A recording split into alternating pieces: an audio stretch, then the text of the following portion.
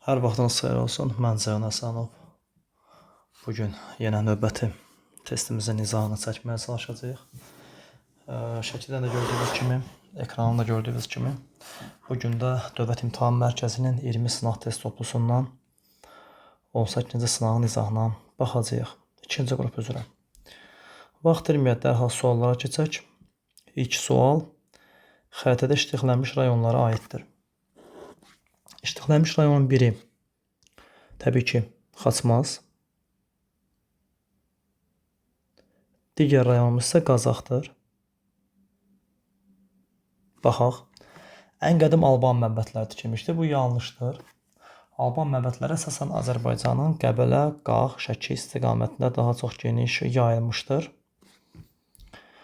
Roma qoşunlarının Azərbaycandan keçməsi ilə bağlı abidə tapılmışdır. Belə deyim, strateji cəhətdən də səhv gedir bu.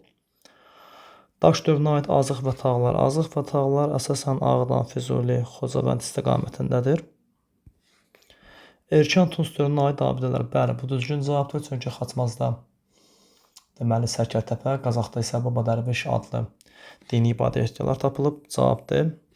Yunan yası olan məzar daşı, bu da təbii ki, yanlışdır. Cavab D variantı. 2. Qaraqoyunlu Cahanşah və Şirvanşah 1-ci Xəullanın hakimiyyət dövrü üçün ümumi cəhət. Qaraqoyunlu Cahanşahın hakimiyyətləri 1436-1467-ci illərdir. Şirvanşahda isə bu 1417-1462-ci illərdir. Qaraqoyunlu Cahanşah ilk Qaraqoyunlu hökmdarıdır ki, Şirvanşahla problem yaşamayıb. Şirvanşah 1-ci Xəullahda da çox maraqlı bir xüsusiyyət var ki, adam Qaraqoyundan həm dost, həm düşmən oldu. Düşmən olub 1421 Alaşkert döyüşü göstərir. O Teymur Şahruxla bərabər Qaraqoyunlunun üzərinə gəlmişdi. Dost olduğu isə orada görsənir ki, 1460-cı ildə o Cahanşahla birləşərək Samur döyüşündə Şeyx Cüneydi öldürmüşdülər. Baxaq. Yeni sülalənin əsasını qoymaları. Bu yanlışdır. Çünki Qaraqoyunlarda onsuz da bir dənə sülalə olub Baharlı. Şirvanşahlarda isə yeni sülalənin əsasını Xəlullah yox, onun atası İbrahim Dərbəndi qoymuşdu. A variantı yanlışdır. Vəqf torpaq sahibinin yaradılması. Bir şey yaradılırsa, onu bir adam eləyə bilər də. İkinci adam yarada bilməz. Yeri gəlmişəm, vəqf torpaq sahiblərini riyazi cədvəlini 7-20-ci əsr kimi xarakterizə etmək olar. Yəni 7-ci əsr daxil və 20-ci əsr daxil istənilən vaxt yeni torpaqları mövzusunu götürmək olar. Səfəvi qoşunlarının məğlub edilməsi, bəli, 1460-da baş vermiş Samur döyüşündə. Doğrudan da yuxarıdakı hər iki hökmdarın hakimiyyət dövrünə düşür.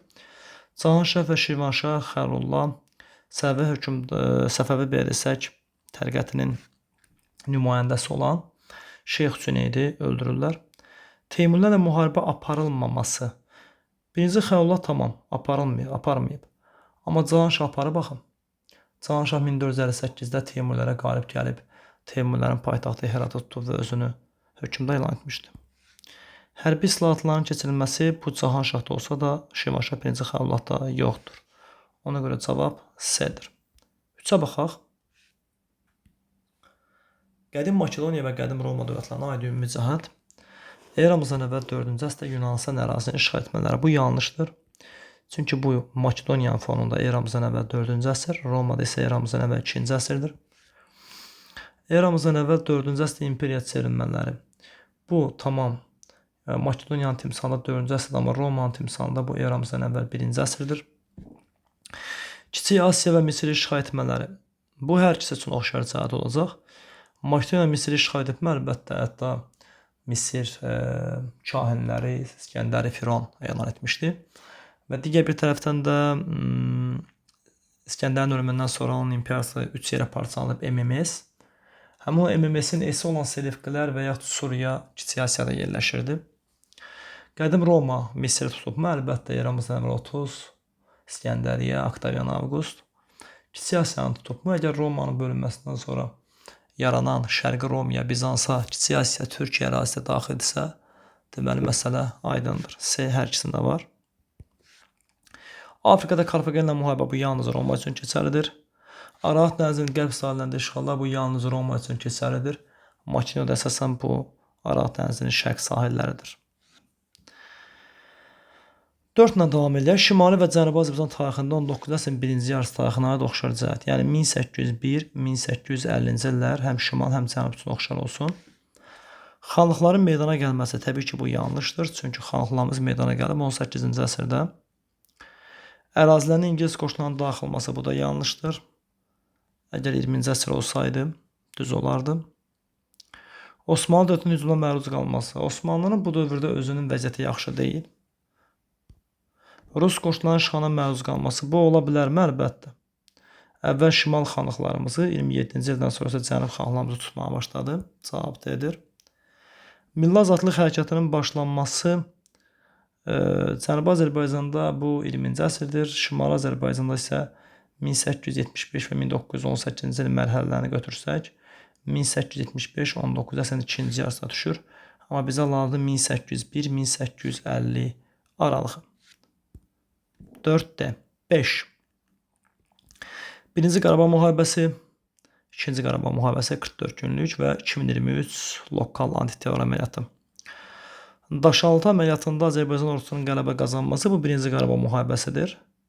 Daha doğrusu Avaynatın ikinci Qarabağ müharibəsini apardım, qoydum. Birinci Qarabağ müharibəsində Daşaltı uduzmuşuq. Xankəndinin azad edilməsi təbii ki, bu 2023-cü il lokal antiterror əməliyyatıdır. Şuşanın azad edilməsi təbii ki, bu ikinci Qarabağ müharibəsidir. 8 noyabrda, bəli. Xocalı faciəsinin baş verməsi bu birinci Qarabağ müharibəsidir. Horadiz qəsəbəsini biz 94-cü ildə azad etdik. Bu da birinci Qarabağ müharibəsidir. 1D-Y, 2A-S, 3B. Elə cavabımız C variantıdır. Davam edək. 6. Demokratik və təmpərvər ziyalı. Birinci Dövlət Dumasında deputat olmuşdur. Hər də bu bizə heç nə demir. Çünki birinci Dövlət Dumasında deputatlarımız çoxdur. İkinci Dövlət Dumasında deputat seçilmişdir. Birinci Dövlət Dumasında olan deputatlardan ikinci Dövlət Dumasına seçilən yoxdur. Ona görə də birinin üzərindən xətt çəkəcək. Vibok bəyannaməsi. Aha. Bu bizə nə isə deyir. İsmail bəy Ziyadxanov və Əlimərdan bəy Topçubaşov. Çox güman ki, söhbət Əlimərdan bəy Topçubaşovdan gedir. İrəliyək. Azərbaycan Xalq Cümhuriyyəti Milli Şuranın sədri. Aha.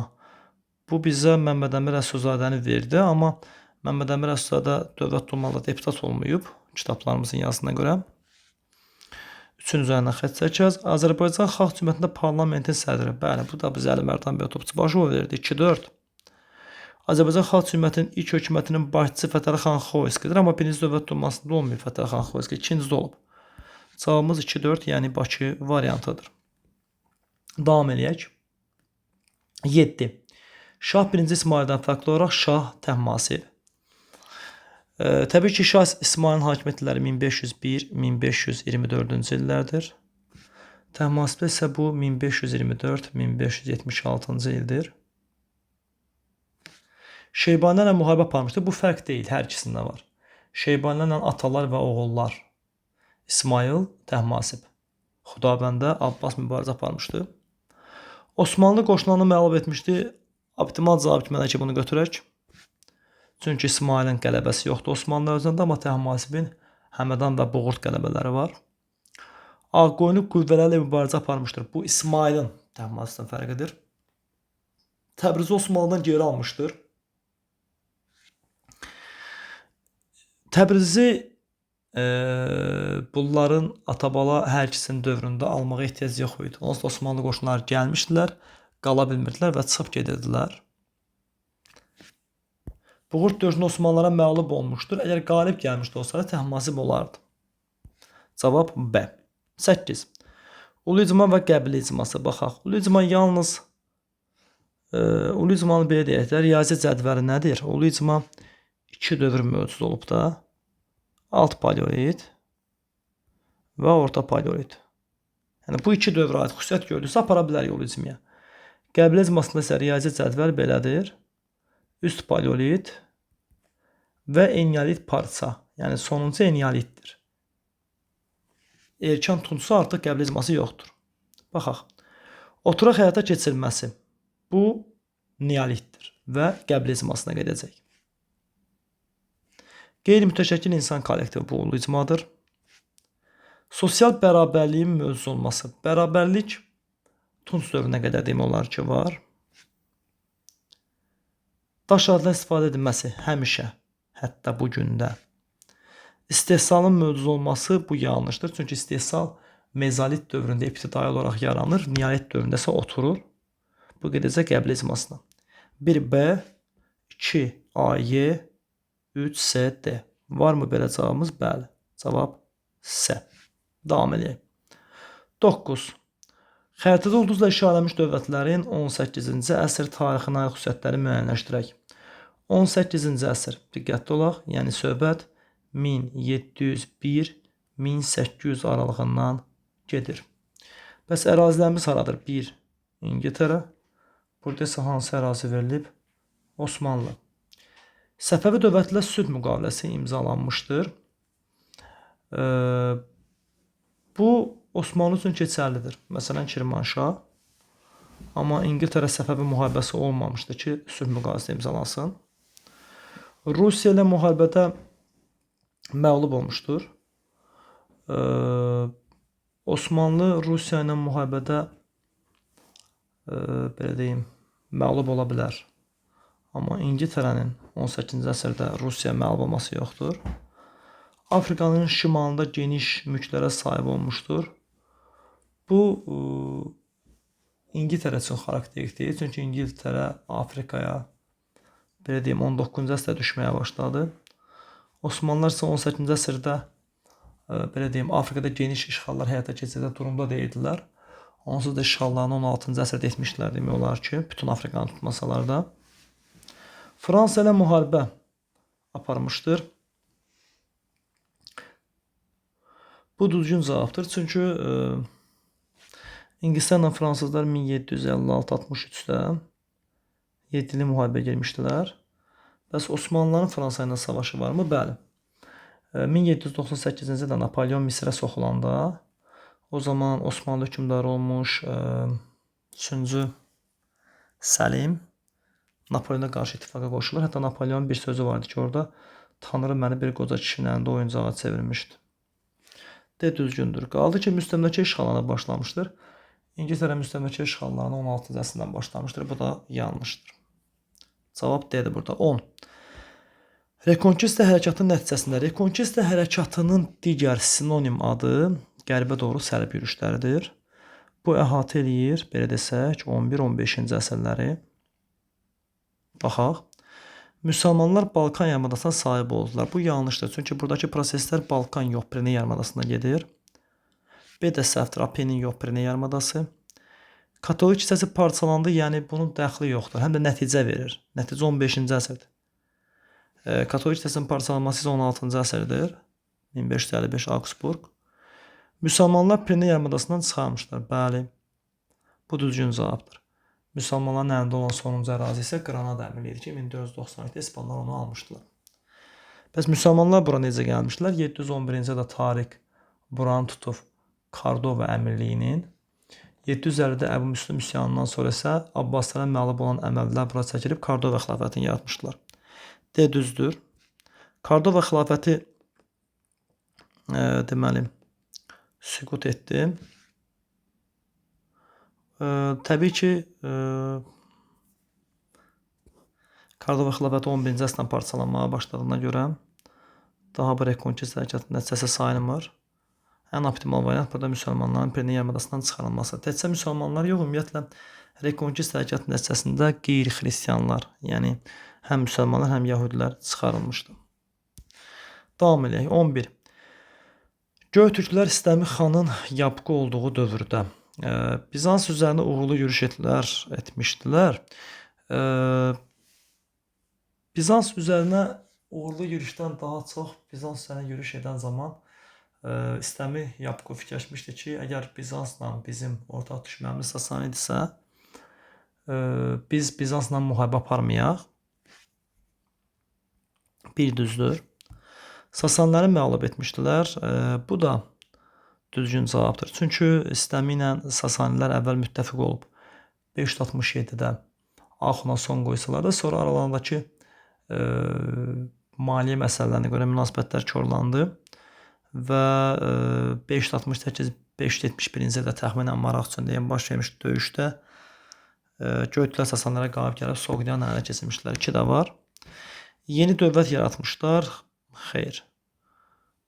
Buna ehtiyac yoxdur. Axund dövləti yuxarıda dediyim kimi Sasani ilə birləşdirək. 1-2-4. Paytaxtı Ötükənə köçürmüşdülər. Onsuz da paytaxt Ötükəni idi. 1-2-4 D variantı. 12. Birinci Qarabağ müharibəsi dövründə Azərbaycan ordusunun həyata keçirdiyi uğurlu hərbi əməliyyatları müəyyənləşdirin. Daşaltı əməliyyatı uğursuz olmuşdu. Bu bizim ordunun Şuşanın mühasirəsinə çıxartmaq üçün keçirdiyi bir əməliyyat idi, amma uğursuz olmuşdu. Murovdağ əməliyyatı da uğursuz olmuşdu, amma diqqətli olaq. 1 ilə 2 2-ci Qarabağ müharibəsində ən uğurlu əməliyyatlardır.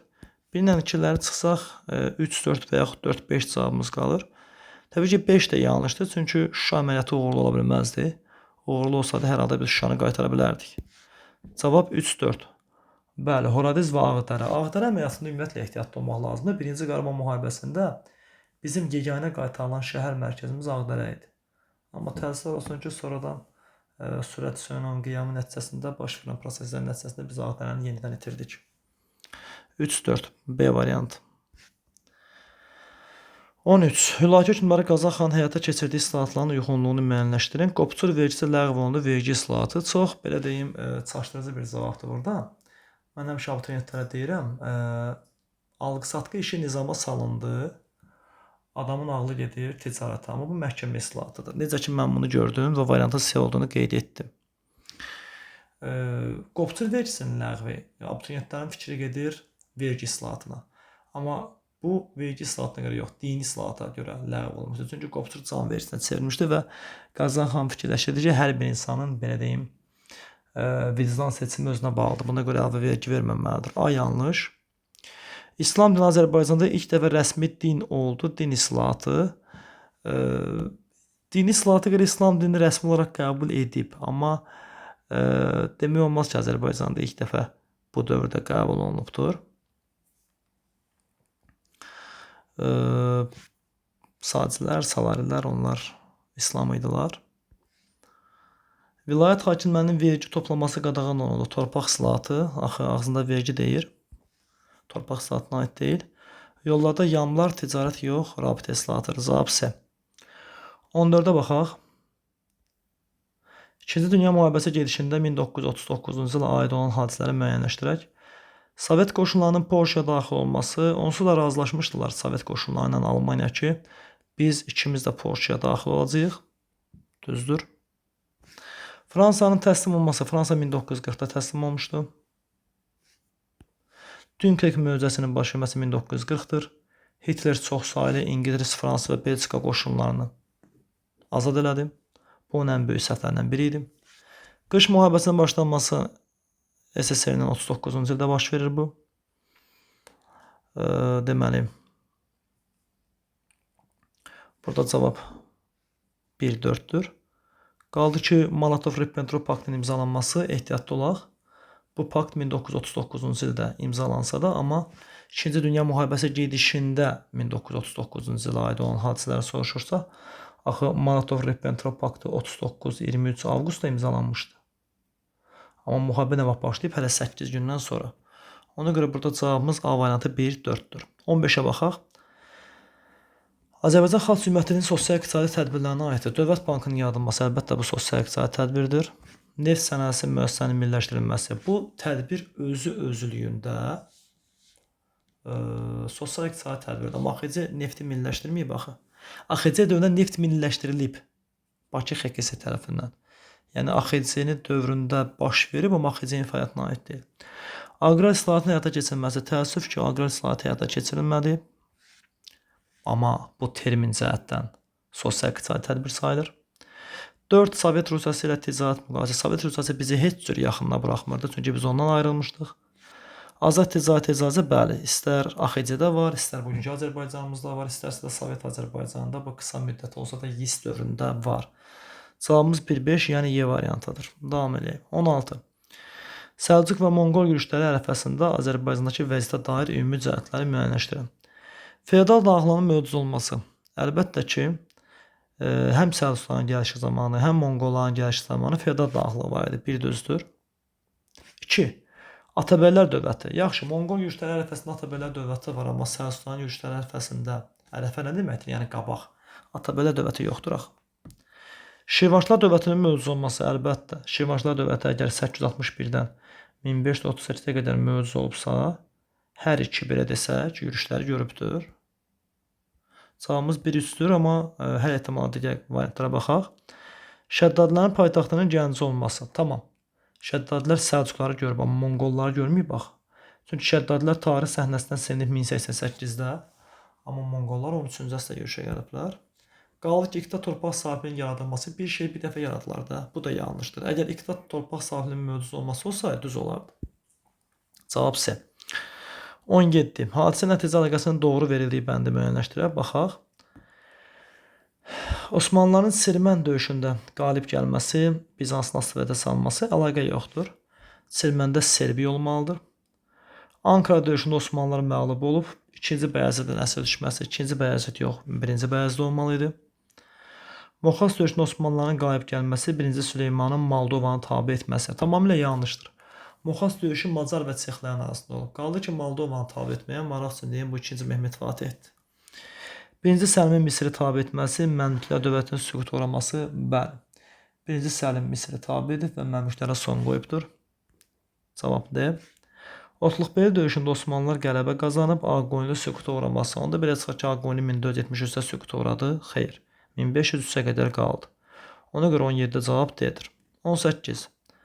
Manna dövlətinə aid doğru fikri müəyyənləşdirin. Urmiya gölünün ətrafında eramızdan əvvəl 843-cü ildə yaranmışdır.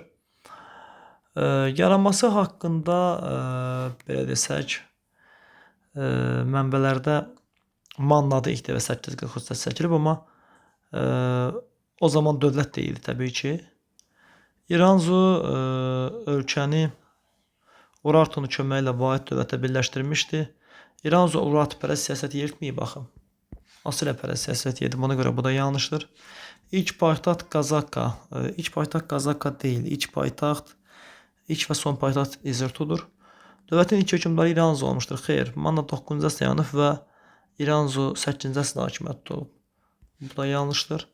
Midiyada Asurlara qarşı baş vermiş üsyana yardım etmişdi. Bəli, İskitlərin gəlişindən sonra Manna İskit Midiya üsbucağı yaranmışdı və doğrudan da Manna hökmdarı Ahşeri və İskit hökmdarı İşbakay Midiyada üsyana kömək etmişdilər və 673-cü ildə Midiyada Fravorta Kaştaritinin qaldırdığı üsyan eramızdan əvvəl 672-ci ildə qalibiyyətlə bitib və tarixə yeni bir dövlət çıxmışdı. Bu Midiya dövləti idi.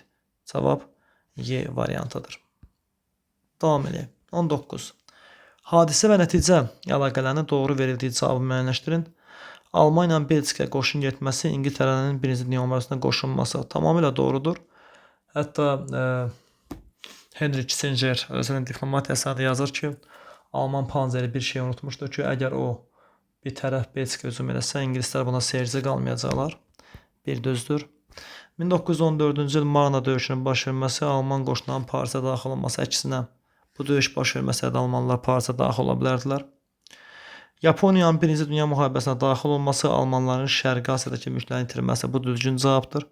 Çünki Yaponlar deməli Asiyada müharibəyə qoşuldular və qoşunlarını göndərmədilər Avropaya. Elə Almanların Şərqi Asiyada olan mülklərini tutmaqla kifayətləndilər. 1917-ci ilin fevral burjua inqilabının baş verməsi, Rusiyanın 1-ci Dünya müharibəsindən çıxması yanlışdır.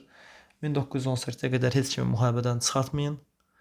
5. Osmanlı dövlətinin 1-ci Dünya müharibəsinə daxil olması, Dördlər İttifaqının yaranması. Xeyr, Osmanlıların qoşulmasından hələ Üçlər İttifaqı tamamlanır. Çünki Üçlər İttifaqı Almaniya, Avstriya, Macaristan və İtaliya olsa da, amma müharibənin əvvəlində İtaliya dedi ki, mən qoşulmuram. Ona görə də Üçlər İttifaqı müharibəyə İkilər İttifaqı girmişdi. Hələ Osmanlının girməyi ilə dövlət sayı 3, Bolqarıstan girməyi ilə isə dövlət sayı 4 olmuşdu. Cavab B, 1, 3. Davam edək. 21. Qobalı Fətəli xan və Şəki xanı Hadisəvi xanın fəaliyyəti üçün oxşar cəhət deyil. Qarabağ xanla mübarizə aparmaları bu oxşar cəhətdir və hər ikisi uğursuzdur. Belə ki, Qobalı Fətəli xan 1780-də Qarabağa yürüş edib, 80-81-də uğursuzluğa düçar olmuşdu.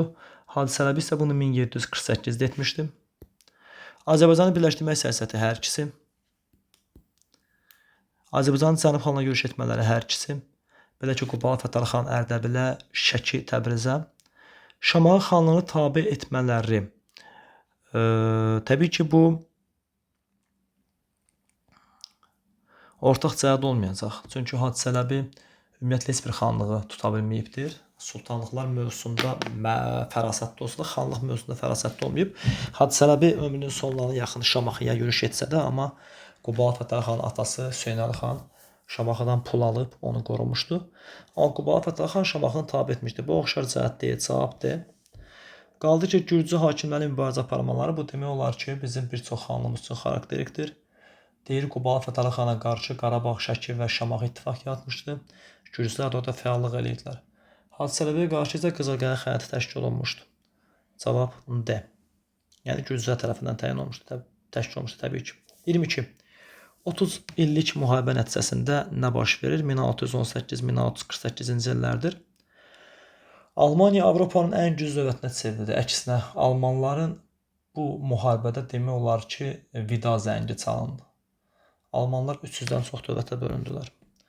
Avropada katolik kilsə əvvəlki qüdrətini bərpa etdi. Heç vaxt.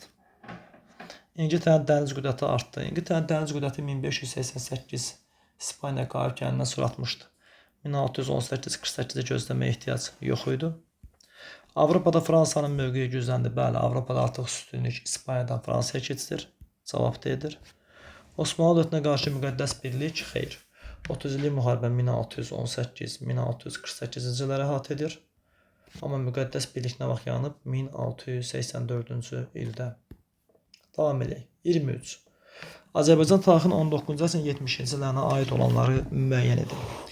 İlk neft emalı müəssisəsinin açılması bu 1859-dur.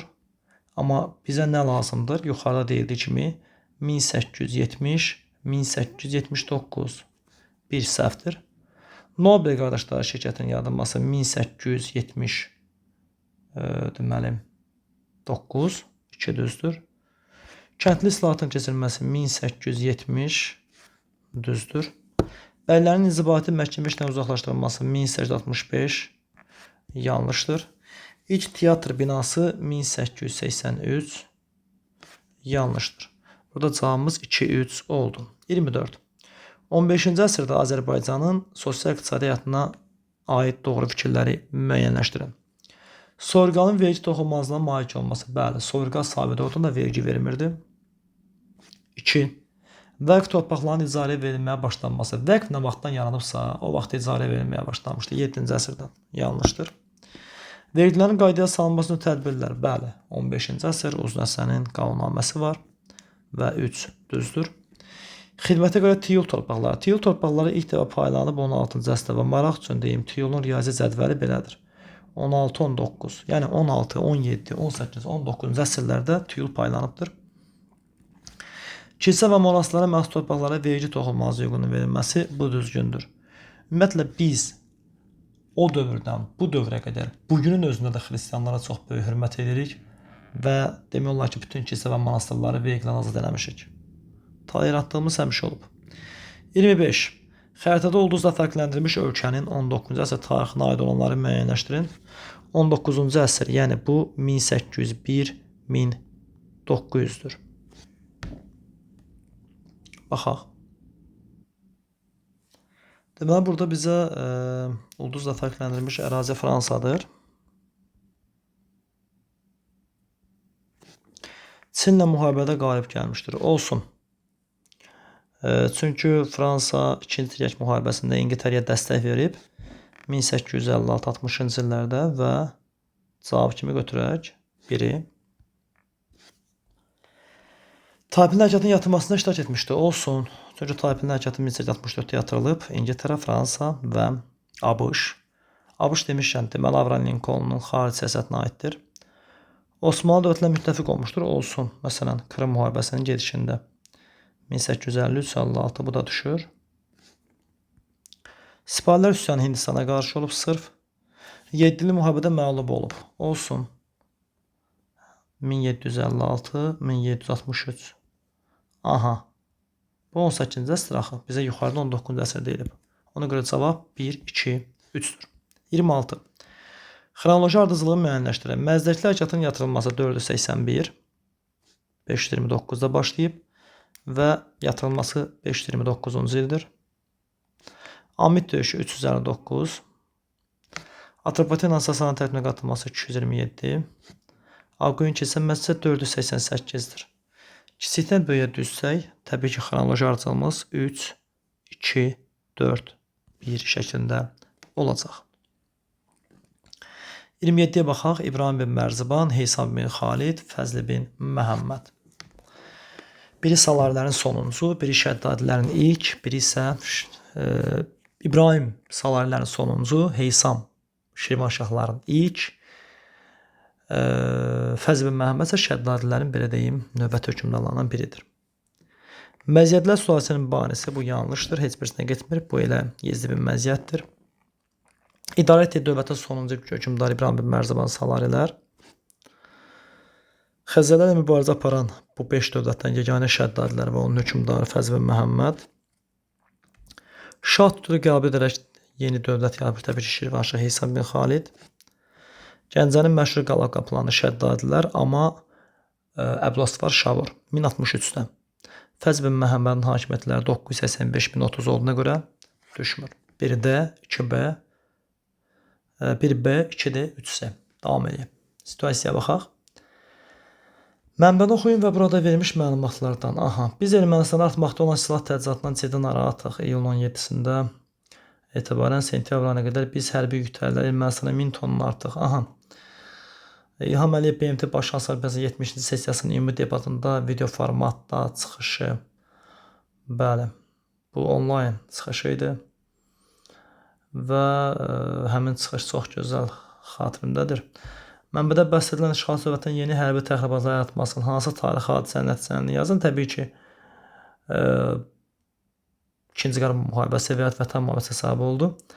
Bəhs edilən çıxışdan sonraki dövrdə Ermənistanın Azərbaycan xalqına qarşı törətdiyi mənbədə verilməyən cinayətlərdən yazın. Deməli, bəhs edilən çıxışdan sonraki dövr. Çıxış 24 sentyabrda və bundan sonra Ermənistan Azərbaycan xalqına qarşı hansı cinayəti törətdi? Yenə də 26 sentyabrdan 27 sentyabr keçən gecə həmişə etdikləri şeyləri etdilər. Mülki yaşayış məntəqələrini və dinc əhalini raket atəşlərinə tutdular və qeyri-qanuni, belə deyim, erməni kəşfiyyat dəstələri yenə də sərhəd ərazilərdə terror təxribat əməllərinə, belə deyim, keçdilər. 30 mənbəyə əsasən silah satışına məşğul olan ölkələrin Ermənistana silahları pulsuz verməkdə güddüyü məqsədlərdən ikisini yazın. Təbii ki, Qafqazda sülhün olması bəzi dövlətlərə sərf eləmir. Münaqişəni uzatmaq istəyirlər. Silah alverdən pul qazanmaq istəyirlər. Azərbaycanın Qafqazda güclənməsi və bununla da balansın, belə deyim, pozulmasını qarşılanmağa çalışırdılar. Bax, belə əzizlərim. Baxaq görə diqqətimizdən qaçan bir test varmı? 20-ni izah eləməmişik, heç diqqətimizdən qaçıbdır. Xürrəmlər hərəkatına aid olanları müəyyənləşdirək. Xürrəmlər hərəkatı 778-837-ci illərdə olarsa, Əməvilərin ağır vergi siyasətinə qarşı səhvdir. Bu hərəkat başdan-başa Abbasilər haqqında olub. 9-cu əsrdə hərəkətə Babək başçılıq edib. Bəli, 816-cı ildən başlayaraq olsun. Əmlak və sosial bərabərlik yolunda mübarizə aparırlar. Bəli, olsun. Həmədan döyüşlərində qələbə qazanmışdır. Birində birində yox. O 80-sər döyüşlərdə hərəkətinə qalib gəlmələri. Ona görə 4-ü çıxırıq. Üsyanın mərkəzi Bərdə yox. Təbii ki, Bəz olmuşdur. Deyilənə görə Qaradağdadır. İranın Qaradağında. 2-3. Başqa görək diqqətimizdən qaçan bir sual varmı? Bəzən şəkli axıra qədər salmaqda arada bir sual diqqətimizdən qaça bilər. Xırda, belə deyim, mübahisəli suallar olsa da ümumilikdə normal sınaq hesab etmək olar. Müəlliflərə təşəkkür. Sağ olun, var olun. Sizlər gördüyünüz iradlarla bağlı təkliflərinizi bizə bildirin. Diqqətimizdən nəsə qaçırsa, yenə də hansı məsələ qaranlıq olaraq qalırsa, müraciət edəcəyiniz, belə deyim, əlaqə nömrələrini və yerləri bilirsiniz. Sağ olun, var olun bir daha. Allah'a emanet olun.